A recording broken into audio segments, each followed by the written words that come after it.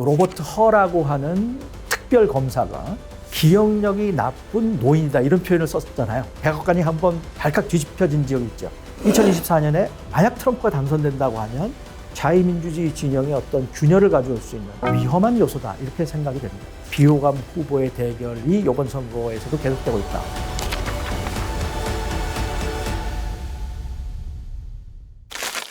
저는 중앙대학교 정치국제학과에서 주로 미국 정치를 강의하고 있고 그다음에 이제 선거 정치, 정당 정치 이런 것들을 아울러 강의하고 있는 손병권 교수라고 합니다.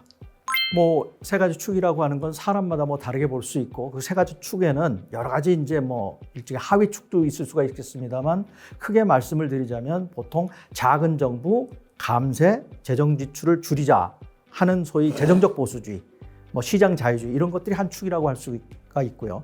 두 번째, 전통적인 질서. 미국이라고 하면 이제 전통적인 질서라고 하는 건 뭐 하나님이 만들어 놓은 질서겠죠. 그런 어떤 그 종교적 이 가치를 어떤 삶의 중심에 두자고 하는 이런 세력들이 있습니다. 소위 미국의 문명은 서유럽에 뿌리 박힌 서유럽 기독교 중심의 문명이다 하는 생각을 가진 사람들이 있죠. 넓게는 문화적 보수주의, 좁게는 사회적 종교적 보수주의. 요새 이제 낙태 이야기 많이 나오지 않습니까? 낙태에 대해서 굉장히 반대하는 사람, 동성결혼에 대해서 반대하는 사람, 이런 사람들이 소위 문화적, 사회적, 종교적 보수주의자 이렇게 얘기할 수가 있고요. 이 둘을 이제 소위 대외 정책 면에서 함께 묶어가면서 나머지 한 축을 만들었던 것이 소위 냉전 당시에 미국의 적극적인 군사적 개입, 그다음에 억제, 동맹을 이렇게 추동했던 소위 그 반공 국제주의, 개입주의라고 간단하게 정리해 볼 수 있을 것 같습니다. 뭐 말씀하셨다시피 냉전이 끝나게 되면 외부의 사회주의라고 하는 적에 대한 그런 어떤 그 반감 같은 게 줄어들잖아요. 그렇게 되면 이제 국제적 개입주의라든지 무슨 동맹을 강조한다든지 미국이 세계의 어떤 경찰이 되든지 이런 논리가 상당히 줄어들기 때문에 반공, 어떤 개입주의 노선이라고 하는 것은 상당히 약화됐고요. 이와 동시에 또 굉장히 그 미국이라고 트럼프 이후를 생각하게 되면 미국이라는 나라가 등장하면서 굉장히 뭐라고 할까요? 이제 트럼프 스타일이라고 하는 것은 굉장히 이제 강한 국가, 뭐 이렇게 팽창하는 국가는 아니지만 강한 국가를 지향하는 이런 경향이 있죠. 이러면서 이제 그 과거와 같은 작은 정부 감세를 주장하는 그런 제한 정부론이 좀 약화됐는데 어떤 것이 강해졌느냐? 이제 종교적, 그다음에 사회적 보수주의자 이런 사람들이 굉장히 강해지면서 소위 미국 문명이라고 하는 것이 기독교 백인 중심의 문명이 이민을 오는 사람들에 의해서 약해지고 있다 하는 생각이 이제 굉장히 이 공화당 안에서 강해지게 됩니다. 특히 이런 사람들이 강해지게 됐던 게 이제 티파티 운동부터 시작이 됐던 건데 이렇게 강해진 소위 사회적 보수주의, 종교적 보수주의 이런 세력들이 소위 백인 민족주의라고 하는 세계화와 이민 때문에 자기들의 위치를 잃고 있다고 생각하는 백인 노동자들과 결합되면서 뭐라고 할까요? 백인 기독교 민족주의 이런 식으로 지금 변화되었다. 이렇게 생각해 볼 수가 있을 것 같습니다.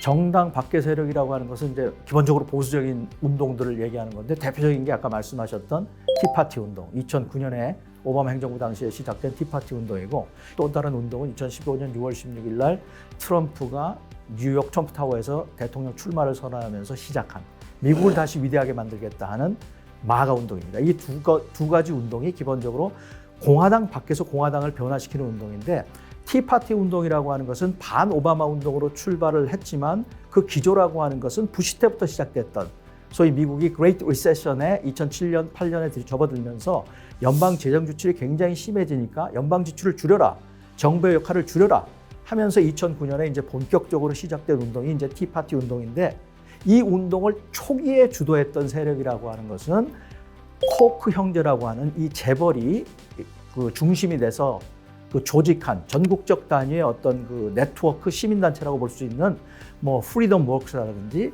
그다음에 번영을 위한 미국인들, Americans for Prosperity라든지 혹은 뭐 이제 팍스 뉴스 같은 그런 전국적인 미디어 이런 미디어들이 공화당 밖에서 공화당을 변화시키기 위해서 좀 더 재정적 보수주의에 충실한 공화당이 돼서 오바마 행정부와 열심히 싸우라 하는 그런 취지에서 그 사람들이 사회운동을 벌였죠. 그래서 2010년 중간선거 때 티파티 세력들이 공화당 예비선거에 막 들어가서 재정적 보수주의에 충실하지 않은 이런 후보들을 낙선시키는 운동을 했죠. 이것이 공화당 밖에서 최초로 공화당에 압력을 넣었던 보수적인 사회운동이고 이 운동이 나중에 기저에 있었던 반이민 세력이 트럼프의 백인 민족주의와 만나서 형성되는 운동이 뭐냐면 미국을 위대하게 만들자고 하는 마가 운동입니다.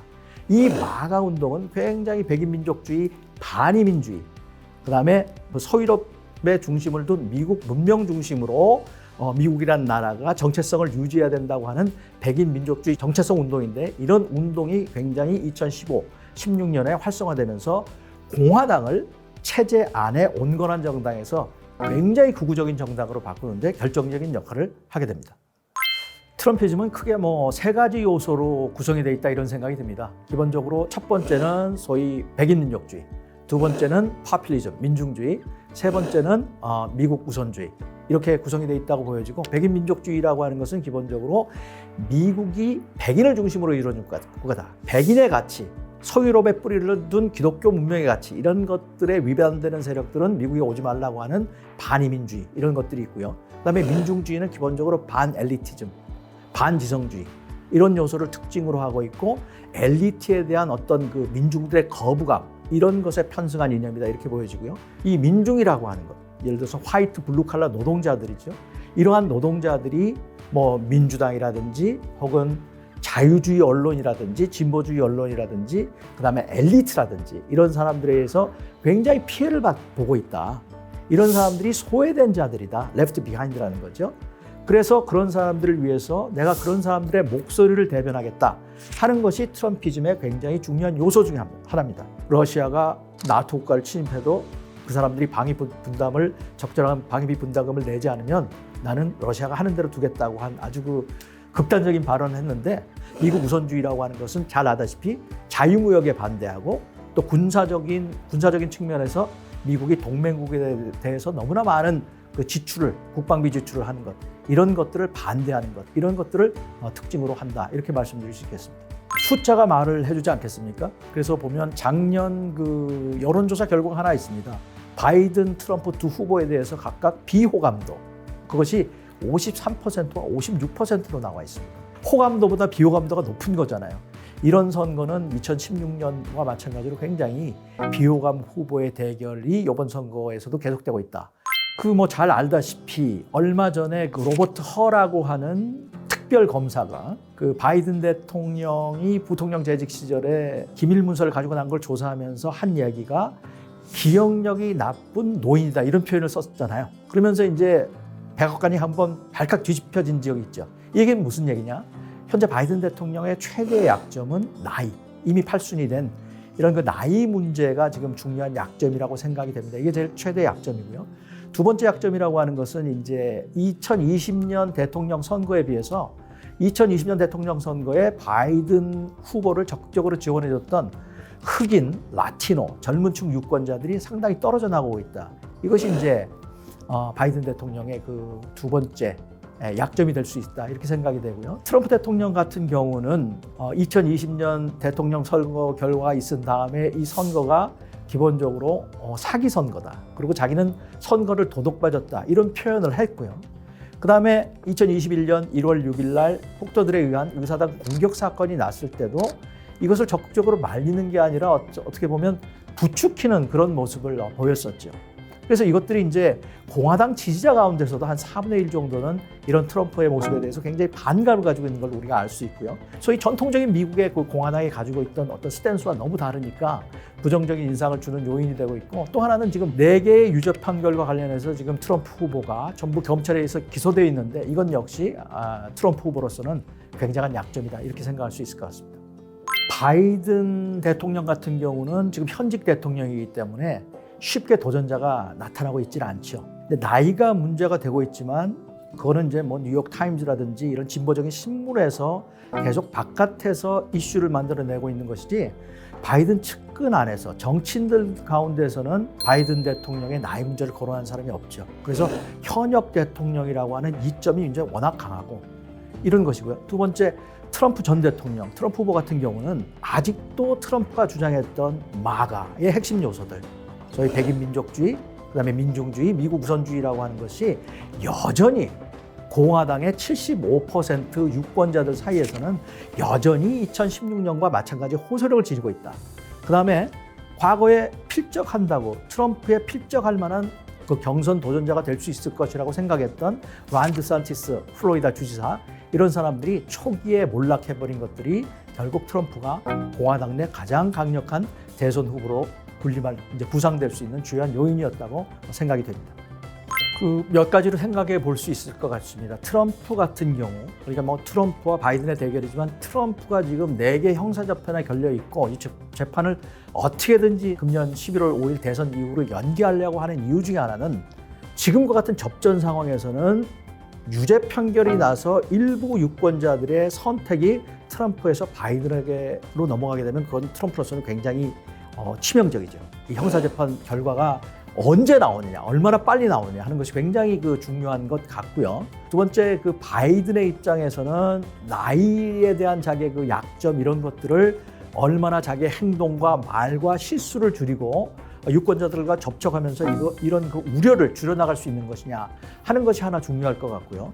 두 번째는 뭐 일자리도 많이 늘어나고 인플레도 잡힌다고는 하지만 체감 경기가 지금 유권자들한테는 그렇게 느껴지지 않는단 말이에요. 그래서 빨리 경제 회복이 소비자들의 체감 경기와 연결이 될 수 있는 그런 것들이 이제 굉장히 중요하다고 보여지고요. 지금 이 바이든을 2020년대 굉장히 열광적으로 지지했던 젊은 층과 그다음에 라티노에서는 지금 트럼프에 대한 지지가 바이든에 대한 지지보다 조금 앞서는 현상까지 나오기 때문에 이 사람들을 어떻게 돌려 세우느냐. 그래서 2020년에 어떤 투표 연합을 2024년에도 어떻게 유지하느냐 하는 것이 바이든의 가장 큰 숙제가 아닐까라고 생각이 됩니다.